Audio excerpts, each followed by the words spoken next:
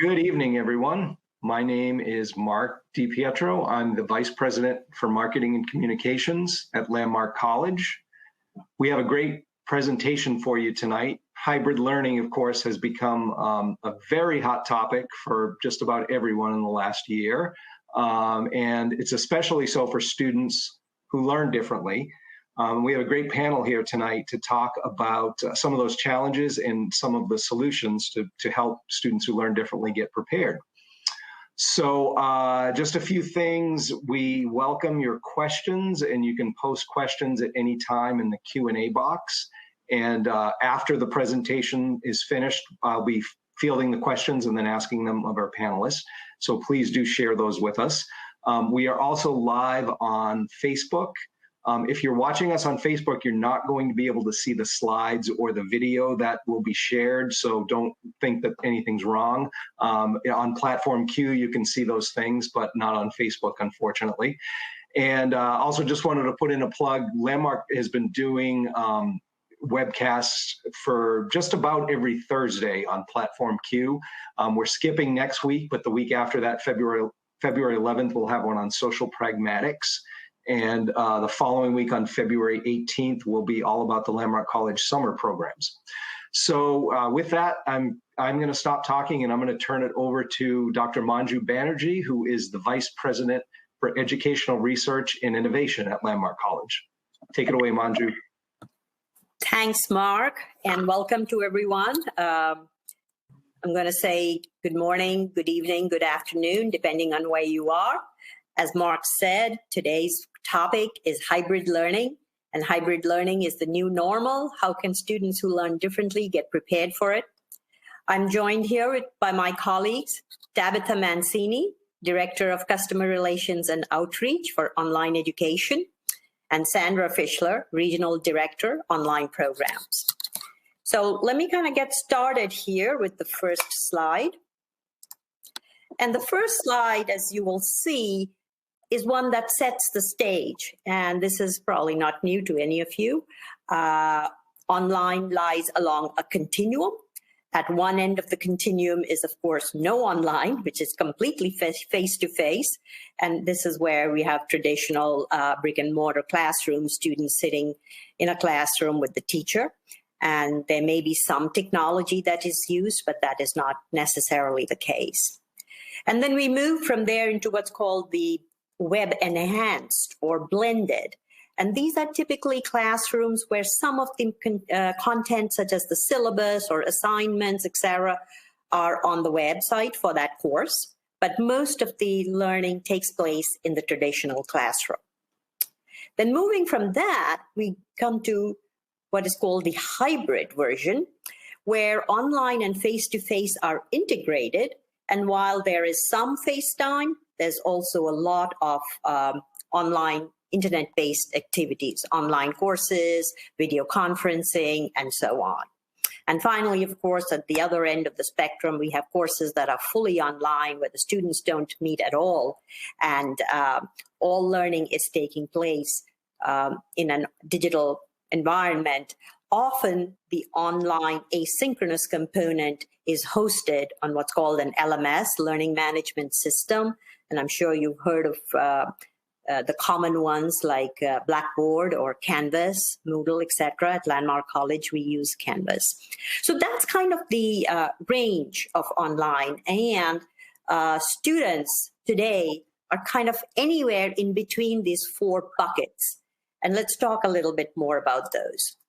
So I'd like to delve a little deeper into what exactly is hybrid learning. There are good versions of hybrid learning and not so good versions of hybrid learning. But basically, hybrid learning is where you're combining face-to-face with online, but it is a cohesive experience. It is not just come to school and be in a face-to-face environment 2 days of the week, and then 3 days of the week it's online.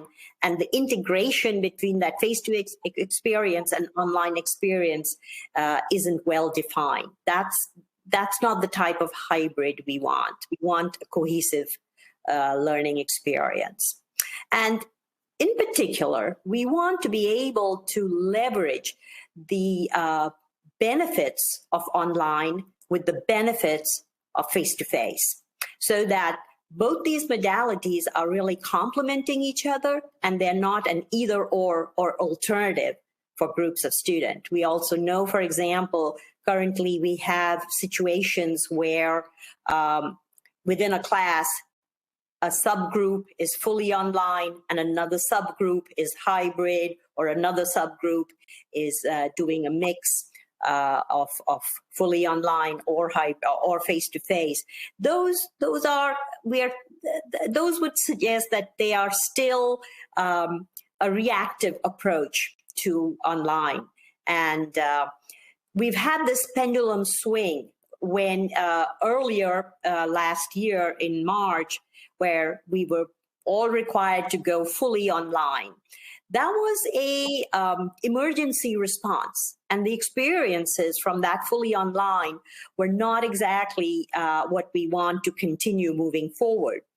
Then from the emergency response in March last year, we've kind of moved to experience in the fall to where we started feeling out different combinations of online and face-to-face. And where we are today is looking at, if you imagine a funnel where we have all these different versions of hybrid learning. And what we want to see is, well, what filters down to be the best approach? And the best approach is one where both modalities kind of complement each other. I want to also emphasize that while each of these have their pros and cons, the pendulum swings seems to be kind of settling at the point of hybrid.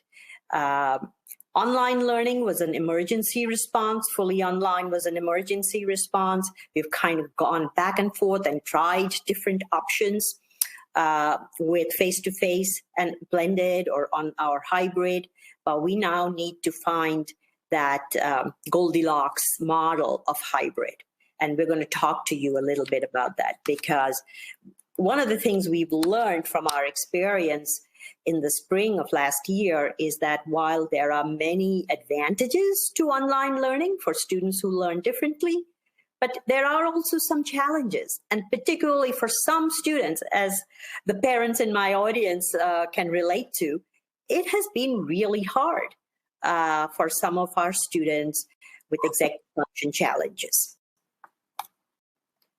Let me move to the next slide. Before I kind of delve deeper into online and students who learn differently, hybrid and students who learn differently, wanted to share some data with you. And this is from spring 2021, collected by MCH. It's kind of like a data warehouse organization, but does a lot more than that. And their research showed that more than half of the school districts are now offering hybrid learning. So hybrid learning may be something that is here to stay. We have 22% of school districts that are offering fully online, and these are for K through 12 populations. 19% of school districts are offering in-person classes. 76% of districts are offering parents an option to opt their children out for in-person learning if parents don't want to engage their son or daughter in that option. And then we have 72% of districts that have increased investment in technology to support student accessibility in online learning. I think the point we want to make in today's session is that it's really important for educators, educational consultants, and parents to kind of take a look at what is hybrid learning and how can we prepare our students for this new horizon of hybrid learning, because our sense is that hybrid learning may be here to stay. So let's kind of now drill down a little bit more into hybrid learning.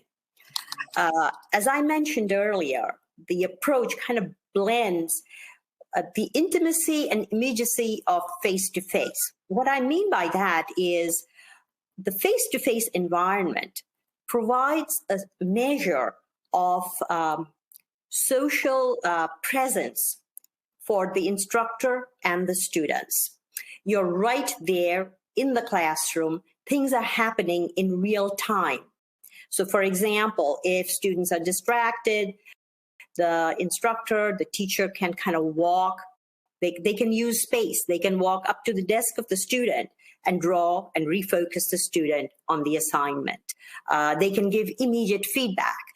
If a student, if there's something happening that is distracting a particular student, they can call out to the student and again, redirect their attention.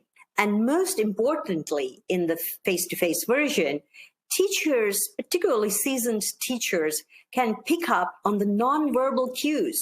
A student may be nervous or anxious, or a student looks tired and fatigued. They can pick up on that.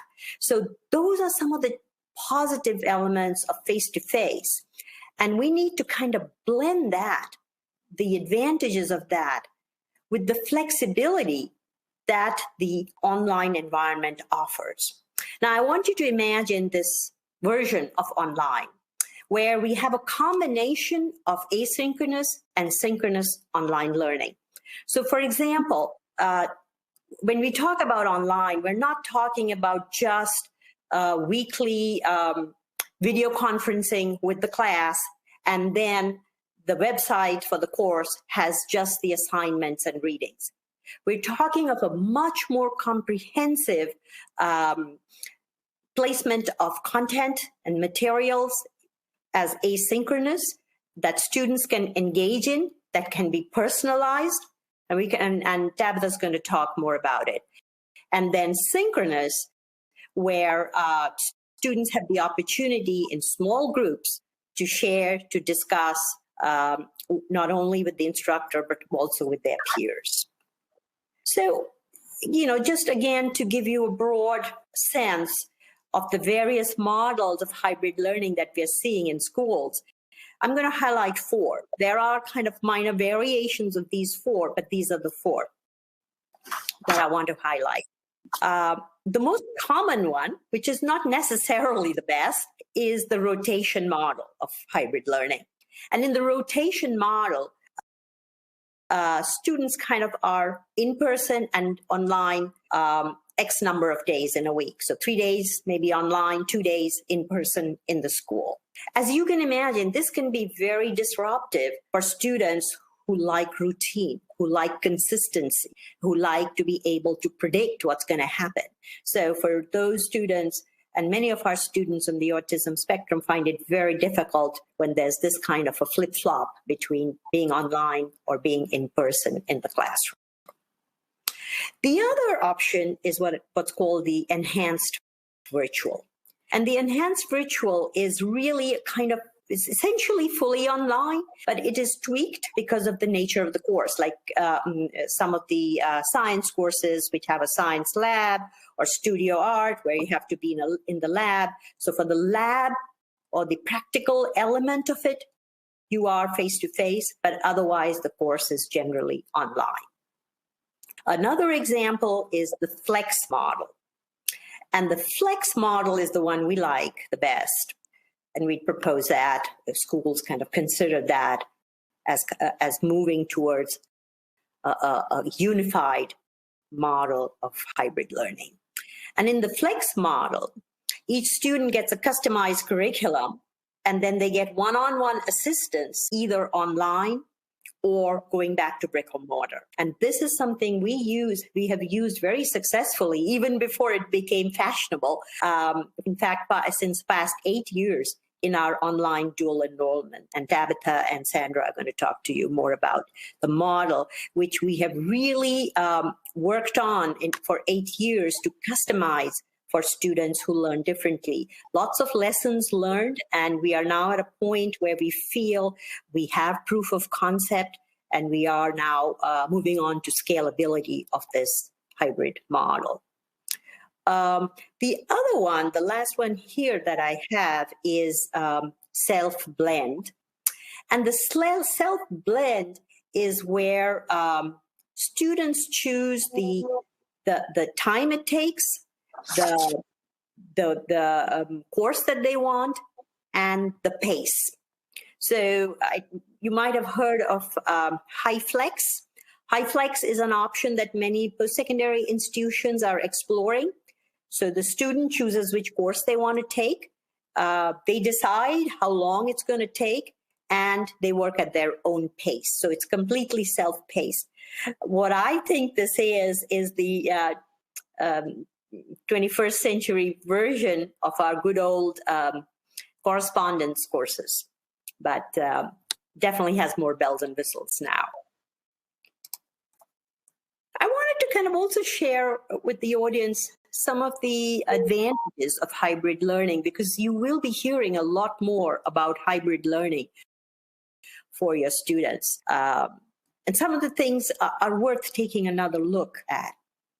First of all, hybrid learning gives us the opportunity to take advantage of technological affordances. And what do I mean by that? It means that on the online part of the course, you can embed supports and scaffolds for students who have executive function challenges, such as a digital dictionary. So if their students are reading something and they come across words they don't know, they immediately have an explanation for the word. You can also change the display of the content on the screen so that you can put in more space within lines, you can space out the font, etc. And what you're doing when you can separate out content from display, you are actually providing scaffolds and supports for students for whom visual perceptual processing is a challenge. And we know from research that for many students, or not, well, I'll say a subgroup of students with dyslexia, the issue is not about phonological awareness and phonological processing. The issue is more about visual processing and words on a line which look too busy or too complex.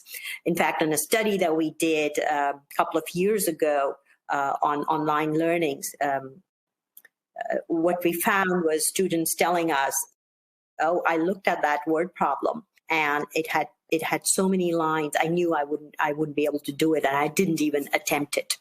So in the case of, because now information is presented in a digital format, you can actually adjust the information, and students can adjust the font size, the spacing, if they want color and highlighting, etc.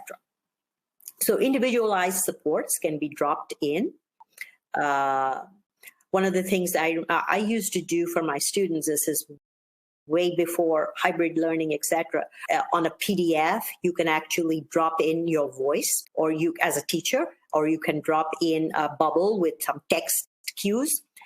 And students found this very useful, and these were graduate students, but they absolutely loved having these cues embedded into a PDF document. Another advantage is access to the learning material any place, anytime. I mean, we know what the backpack of some of our students looks like. The papers flying everywhere.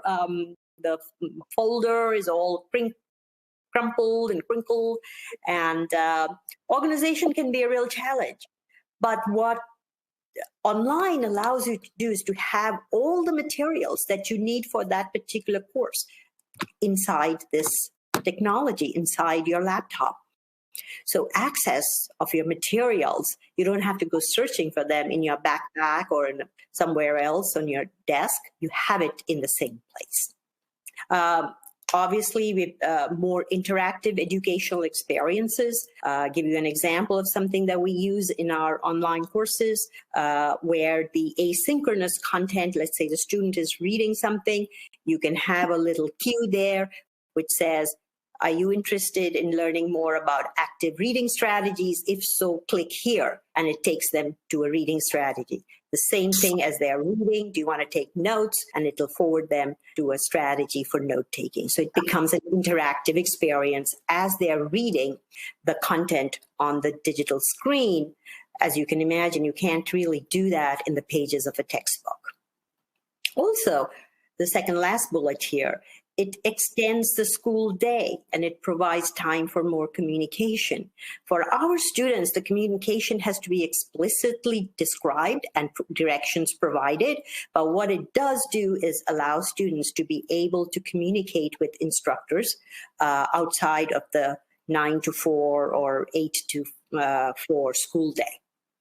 And this is an interesting suggestion. It potentially mitigates student absence problems because the course material comes to you in your house rather than you having to go to school or not, depending on absence issues that some students may have. Okay, well, I have to balance it out. I talked about all the advantages, but what are some of the challenges of hybrid learning?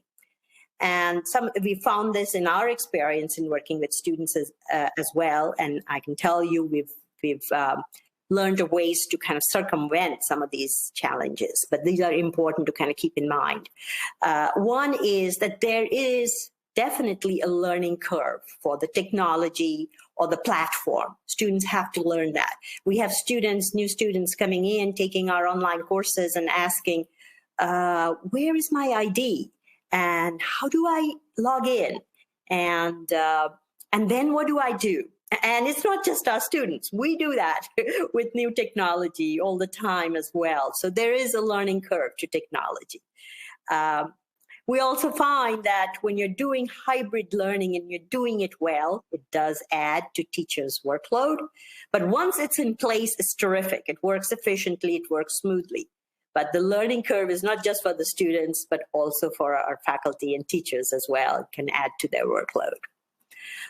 It may be confusing for some students, and I think it's important that we admit that when you're kind of flip-flopping between two delivery modalities, for some students that can be confusing. And obviously, a traditional face-to-face has more class time than in the hybrid model. Another biggest disadvantage we've heard students talk about is that socialization that you face in a face-to-face residential program in school or college is different from the type of socialization that happens in the online space. Students are learning, and they are learning quickly of how to kind of substitute for socialization face-to-face, but it is still different. And I think, again, it's important for us as educators, parents, and education consultants to recognize that, because that difference in socialization can create anxiety among some students. So kind of to summarize hybrid learning, I want to say keep your eye on hybrid learning. It's here. It's here to stay. Unfortunately, we're still in a stage where there are many different models of hybrid learning. I think as we move forward, we're going to see some of the components of hybrid learning and models which don't really work out well are going to be pruned, if you will, or wean away. And we're going to see a model of hybrid learning which works. But in particular, we are going to see hybrid learning for students who learn differently. And here's why. Because as educators and as parents, we can provide input into how the learning experience and the course is designed. We can embed, as I said, scaffolds and supports and personalize the learning experience. When information is in digital format, it becomes automatically malleable. So it can go from print to audio to video very easily at the click of a button. And that's a huge advantage. The other thing we can do is take advantage of technologies that support learning and executive function challenges. So for example, you can embed study guides, you can embed learning strategies, you can embed fun facts. So you can really make it engaging and interactive, which you would have done, which you couldn't do with a textbook, but you can do that here.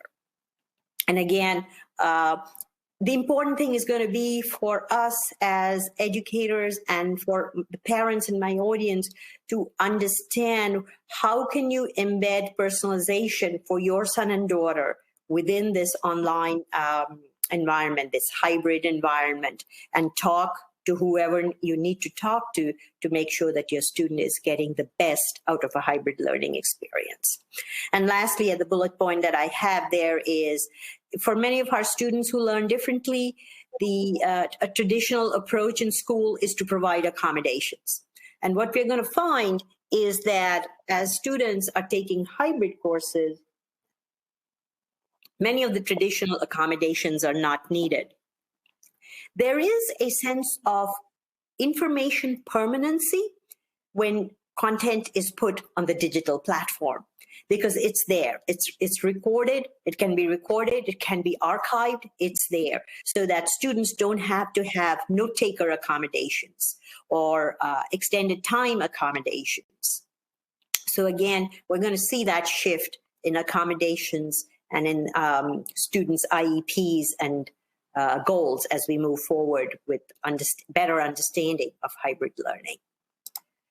I am now going to invite my colleague, Tabitha Mancini, to talk specifically about how students who learn differently can prepare for this world of hybrid learning. Thank you, Manju. So Manju had, as she discussed, and was, that there's the idea that there's pros and cons to in-person brick and mortar and also online learning. And so what I'm going to share with you is really ideas and tips and strategies that are important for both. So these are really, so when I'm talking, just kind of keep in mind, I suppose, that these are really kind of universal either, but they're in particular very, very important when we're talking about an online environment where there's postings to do, and there's, if you have different classes, then some of those classes are maybe presented a little bit differently and not as linear. And so for students who, with learning differences or executive function challenges, this becomes even more of a challenge. So, there are 4 things that I'd like to share with you today for large topics, and they would be being organized is key. And I know that this is not any big news, especially to our parents in the audience. We'll talk a little bit more about that, but also engagement, using your resources, and understanding the technology. So just going back into becoming organized, there's 3 critical documents, and especially when we're taking a college course, and one is the syllabus. So understanding what a syllabus is, the different components, why it's so important. This is really our contract, right? So everything that we're going to need, our dates, and to organize ourselves should be in the syllabus. And if it's not, then gaining clarity of what you're not understanding or what we're not, what we're missing, is going to be really key, so that way your teacher, professor, and student is on the same page, and there's no surprises. A tentative schedule of events. So the different events, if there's going to be a live class time, or there's a webinar, maybe like this one, that I'm going to need to attend, I'm going to want to make sure I know exactly what those events are, and that I put them into my whatever calendaring tool that I use. And then the list of assignments. So what are my assignments? Where can I find them? What maybe there's reading, there could be watching videos. So I need to know what those assignments are. And then of that, knowing the 3. Yep.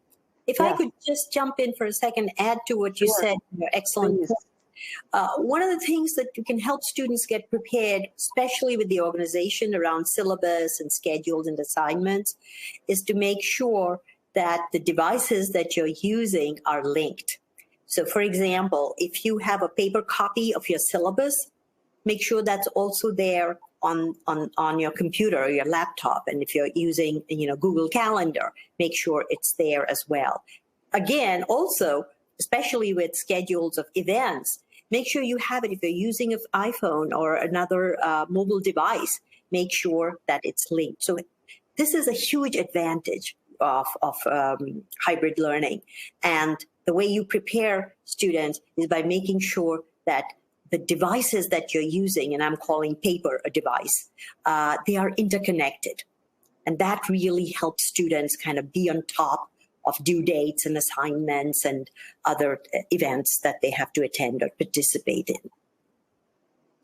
That's an excellent point, Manju. Thank you. Sure. So knowing the 3 W's, so what is due, when it's due, and where and how is it due? This last point is especially important when we're talking about an online environment, because we do have different schools different colleges, universities will use different platforms, different learning management systems. They're all going to be a little bit different, and every professor is going to be a little bit different. And you might need to put a posting in, learn the different areas where you can post. And so just being really clear about what you're supposed to post and where is incredibly important. So engagement, being an engaged student, it's important in the classroom. Brick and mortar is also very important online. So getting to know your instructor, we can get to know your instructor, your teacher, when we all know this is easy because your teacher is right there in front of you if it's brick and mortar.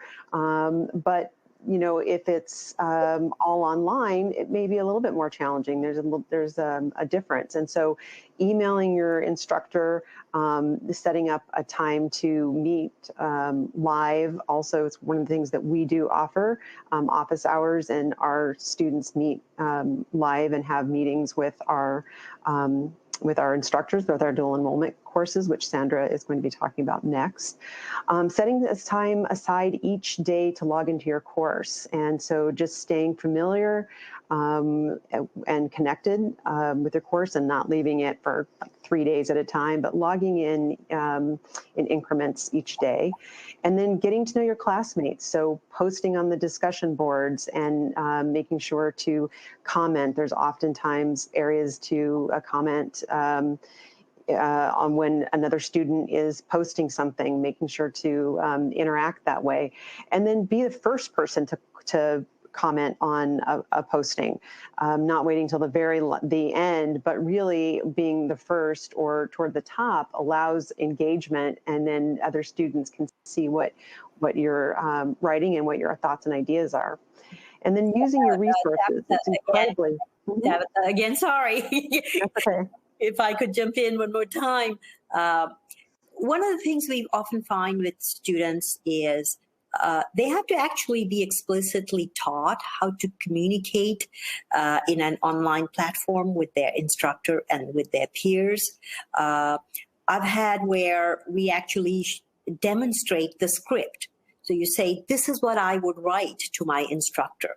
And many of our course advisors, again, Sandra's going to talk more about how the course advisors work in our dual enrollment courses. But so part of preparation is maybe giving students the language and the verbiage they use to communicate with an instructor. One of the things we teach our students is don't use I language. So more like, don't use you language, like you didn't explain this to me, or you didn't. Try to say, I misunderstood, or I wasn't clear on. So again, kind of giving them that script so that they know how to communicate, because we're going from an oral communication format to something that is written, and written without too many guidelines. Our students today are used to 43 characters on Twitter.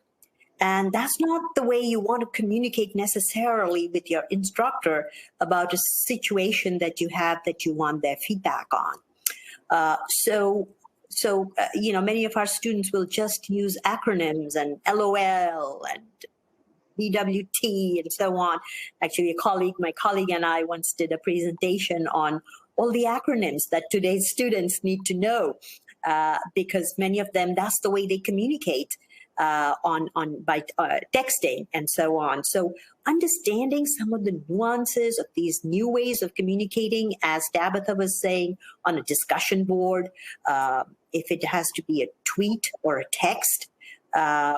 Mostly we don't use those in the course, but some instructors at the post-secondary level will say, yes, you can text me. But again, students need to understand some of the net etiquette of communication. So I just wanted to kind of add that in terms of the engagement category that you have there, Tabitha. Thank you, Manju. Yes, and early exposure to getting practice in doing this also is critically important. Let's see. Using your resources. Know where your resources are. And so, so for an example, my example here is IT. How can I get a hold of my instructor? Who do I go to if I get overwhelmed? Those kinds of things. So just knowing who you're supposed to contact and where how you would contact your resources is incredibly important, whether you're in the classroom and especially when you're online. And then understanding technology, spend some time getting used to learning the technology and also how the class is organized. Manju had talked about the learning management systems and there's some pretty steep, there can be some steep learning curves when using new technology. And so, classrooms, and especially on college campuses, there's going to be lots of different types of technology. So just carving out the time to spend to learn the technology and get oriented as to how the class is organized is really critical. So with that, I'm going to turn it over to Sandra, and she's going to talk to you about our dual enrollment courses. Thank you, Tabitha. Dr. Banerjee and both Tabitha have mentioned dual enrollment, and I'm going to share a bit more now. With over 3 decades of research and practice educating neurodiverse students, Landmark College developed dual enrollment and has been offering it for nearly 8 years. Landmark College High School dual enrollment is designed specifically for juniors, seniors, and gap year students with learning differences who are looking for a leg up as they consider transitioning to college. The dual enrollment courses are college-level introductory courses that are 3 credits each. I'll share more about the on-site and online features in a moment. Dual enrollment courses are offered online, developed specifically for students that have learning differences in mind. It has a rigorous course content with interactive technologies embedded in the course. Immersive Reader is a text-to-speech feature. Canvas Studio is a media tool that students and instructors utilize to create, edit, and share video files. Kahoot is a game-based learning platform to develop quizzes. And Padlet is a note-taking and organization feature. These, along with other online engagement tools, are components of the course. A library guide was developed by the Landmark College library team to support students in their research. Earlier, Tabitha discussed being prepared for hybrid learning. We offer an online readiness training, which opens 2 weeks before a dual enrollment session. That training is included with the dual enrollment course and takes the student through technology and tools that are part of the courses. The executive function scaffolds that support learning, I'll talk more about in the course design. The courses have both synchronous and asynchronous features. Asynchronous is when events are not taking place at the same time, and synchronous means events are taking place at the same time. Discussion board posts, readings, assignments, and recordings would be examples of asynchronous components. The instructor and course advisor video conferencing takes place synchronously or live with the student over a video conference system. The course advisors provide guidance in a non-directive coaching style, which means they take on the role of facilitator and guide the student to define their own goals and find solutions to their challenges. The advisor adopts a more neutral listening style, so students are comfortable sharing. They communicate with students at the start of the semester and set up regular individual weekly meetings or check-ins for each student. The students can also reach out to them for support at any time. The advisor's continued support throughout the semester is a hallmark of the Landmark College dual enrollment courses. There are numerous executive function scaffolds within the courses and a few to pay attention to. There's visual cues. I think Dr. Banerjee mentioned this earlier. Visual cues such as highlighted text to identify course current date and course module. So it gives the ease of locating where the student is in the course. There's reduced text and increased blank or white space on a page to reduce cognitive load. Cognitive load refers to the amount of information that the working memory can hold at any one time. All dual enrollment courses have similar layout, so once students become familiar, they can easily navigate any dual enrollment course, which not only reduces cognitive load, but also helps with time management. There's also embedded instructor audio and video into the asynchronous content with transcripts and closed captions, which assists with connection to that content. Dual enrollment takes the best of online practices and blends it with Landmark College pedagogies. Dual enrollment instructors are trained in those pedagogies. They provide regular quality feedback for students, individualized attention for those that need it. They offer one-on-one support for each student 2 to 3 times in the semester, along with offering office hours where students can join a meeting through video conference. Instructors continue developing their practices by participating in a monthly assembly led by the Educational Technology and Online Programs team, where best online instructional practices, the latest technologies and engagement activities and like are shared with the dual enrollment instructor community.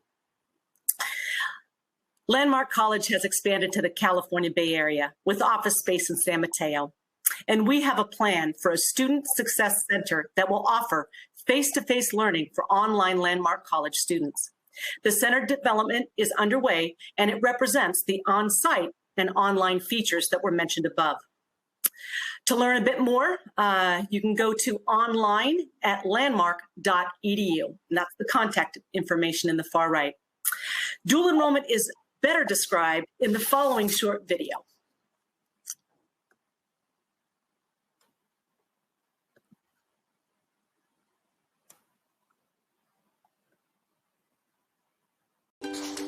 Landmark College's online dual enrollment courses help students who struggle with learning, primarily due to a learning difference, such as dyslexia, ADHD, autism, and executive function challenges, prepare for a successful transition to college.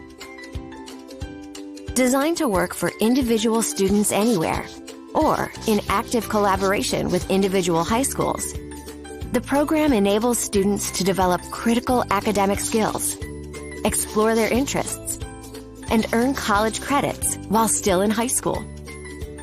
We combine research-based best practices for online learning and a highly individualized approach to course design and supports. With Landmark College pedagogy, developed over more than 35 years working with students who learn differently.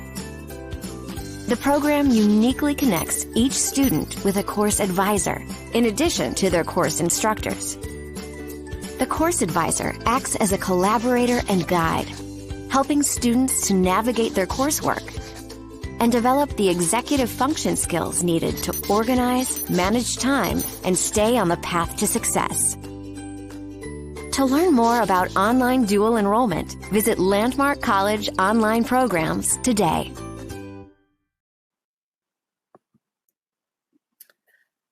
With that, we'll turn it over to Mark, who will be able to field questions. Thank you, Sandra. Thank you, Manju and Tabitha. So I wanted to ask a question, Manju, going back to something you said, a visual that I love, which is the traditional learning, and the student has a backpack with everything in it. And one of the advantages that you cited to hybrid or online learning is that everything is in your device. So I want to ask a question about, you're all familiar with how you help students who have executive function and attention challenges. What is the what is the challenge for a student who not only do they have all their schoolwork in their device, but this is the device that they do their gaming on, they watch Netflix on, they do their social media. How do you advise that they and their parents can keep an eye on that and figure out how to delete some of those distractions that take them away from their schoolwork? Yeah, thanks, Mark. And that's a great question. Can you hear me? Okay. So, anytime, as we know as parents, anytime we set parameters around an activity, students, particularly teenagers, want to find ways around those boundaries. And this used to be a debate about, I'd say, 10 or 15 years ago. Should we allow students to bring computers into the classes? Because won't they be then playing games or going on eBay or buying movie tickets instead of paying attention to the professor or the teacher standing in front of the classroom? And, we've come a long way since then. And I think there are ways to prevent students from going off on divergent tangents when they are meant to be focusing on the classroom. So there are several technologies that you can use to actually block some of your distractors. And rescue time is one such technology. It not only just blocks your the internet, you can also obviously turn off your emails so you don't get that ping every time a new email comes in.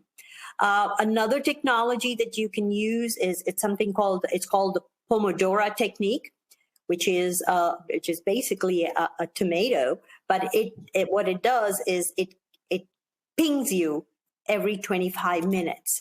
And the ping is meant to say, if you work for 25 minutes, then you can take a 5-minute break. So it kind of breaks up your mental thinking into these blocks of working for 25 minutes. Now that's their recommendation, but you can make it shorter for younger kids.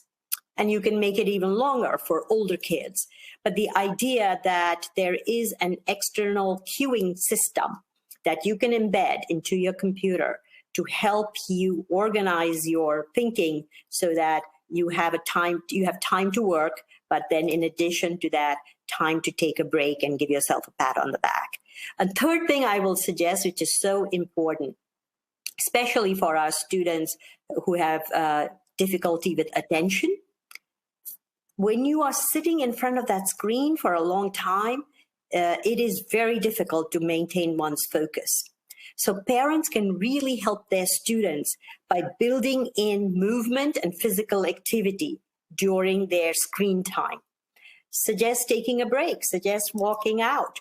I know, as you know, Mark, my room at work is close to that long corridor where I've seen students just pacing to kind of just relieve some of that distraction, that out of seat behavior, and they can come back then very easily back to the screen or back to the classroom, and they feel much better. There's a fair amount of research which talks about the effectiveness of physical movement on cognition and concentration. That's great. Thanks so much, Manju. Sandra or Tabitha, do you have anything you wanted to add about that? Not to put you on the spot. You don't have to answer. I just wanted to give you a chance. Thank you. Yeah, I would say I would echo Manju's mention of physical activity, especially, it was already an issue with, sitting still in class, but now we have to do it sitting still in class and online. And so taking those breaks, being able to take regular breaks and being able to go and take a walk or pace or, stand up. A tip that I heard today was actually, if you don't have one of those standing desks, to take an ironing board and put your laptop on the ironing board, so you can do that for a little while. So that's kind of a do-it-yourself adaptation of the expensive standing desks. So just to reiterate Manju's point, I think it's extremely important. That's a great tip. Before I had an actual standing desk, I actually did that with a file cabinet. I had and a stack of books so that I could stand and move, because that really does free your brain up, doesn't it, when you're moving? So another question, something else that you referred to earlier, Manju, was, you know, what we're going to learn from this experience of sort of being forced into online and hybrid learning over the past year. You know, there's going to be some things that get pruned away. Is there anything, are there any efforts that you all have seen that have been particularly successful, things that you think will stay with us, and other things that you think won't? Yeah, again, another great question. You know, there are so many versions of online. And I think just having video conferences once a week, or maybe even twice a week, and calling that an online class doesn't work. We know that during the emergency pivot, I promised myself I wouldn't use that word, but I will, pivot to online. We saw many schools offering the online part, the asynchronous part was, here are the readings, do your readings, here are the assignments, do the assignments, and then we'll meet on Wednesday in a group video session. That's one of the most difficult models of online, and if it's used in the hybrid version, makes it very challenging for our students who learn differently. What we really need to be thinking of, and you know, we've learned this by doing this again and again for the past 8 years at Landmark, is that you need to design the asynchronous session, the asynchronous content in a way that scaffolds executive function. So I'll give you 3 ideas on that. Number 1, the asynchronous session should be like an ebook where the students are digitally turning pages and they're going through a course. And within the pages of that ebook, there are embedded supports, there are embedded interactive activities, there are embedded fun and trivia, and there's embedded time to take a break. And when you have that built in, it does take time in the beginning, but once you have that built in, students have a very different experience of the online component of hybrid. I think we're going to see that more and more, and we're going to see in the future a marriage of personalized learning with hybrid learning. And hybrid learning actually offers that opportunity. Where I see bottlenecks is that A, it does take time, and B, is teacher training. Right now, everyone is paddling so fast to try to keep pace with all the changes that we're having to face, that teachers haven't had time to kind of just sit down, kind of collect their insights from the past year and then put them into practice. But I think that's where we are headed, and that's where we will be in the future. Terrific. Thank you, Manju. One of our Facebook viewers points out something that you just touched on, and that I remember when we did a panel discussion recently with NCLD and Understood. And one of the things that was discussed was that we hear a lot about the negatives of hybrid and online learning. And one of our viewers is saying that for some learners, distance learning has allowed them to thrive. They have less distraction, and the hybrid concept can give the 8 styles of learning another opportunity not to miss out on any learning styles. So I wonder if you can talk about some success stories like that, where a student may be thriving because of this model instead of the opposite. I'll be happy to do that. I'm going to just invite my colleagues if they want to jump in first on that question, and then I'm happy to do the tail end of it. We, it starts with great course design, right? So we have, it takes the pedagogy and also the course design and the blend of the two to set up the student for the best success. There are, one of the things that's really nice with someone with ADHD is that they're able to adjust their schedule as they need. They can go back to, they can plan. It's not, everything isn't so canned. And so set in a formula, there's a lot of flexibility and when they can go into their courses and their schedule. And so that works really nicely, right? So at the same time, there's some parts of it that can be very challenging for somebody with ADHD or executive function issues and challenges, but then also it can be very exciting and offer a lot of independence as well. And I don't even know if I can't remember if I even says we actually work with about 300 students a year in our dual enrollment course and have tremendous success. So it's definitely possible.